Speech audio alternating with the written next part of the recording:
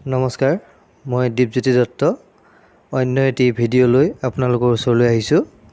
আজিৰ ভিডিঅ'টিত আমি আলোচনা কৰিম নিফটি আৰু বেংক নিফটিৰ বিষয়ে। আজি নিফটি অ'পেন হয় 24,228.75 পইণ্টত আৰু ক্লোজ হয় 24,123.85 পইণ্টত।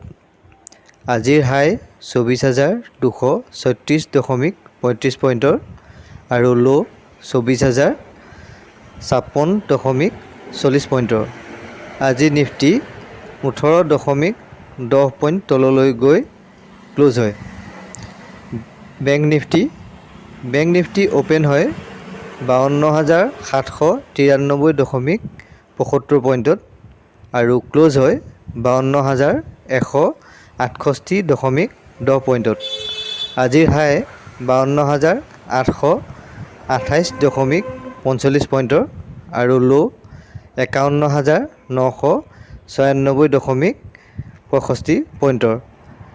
আজি বেংক নিফটি 406.65 পইণ্টৰ তললৈ গৈ ক্লোজ হয়। ধন্যবাদ।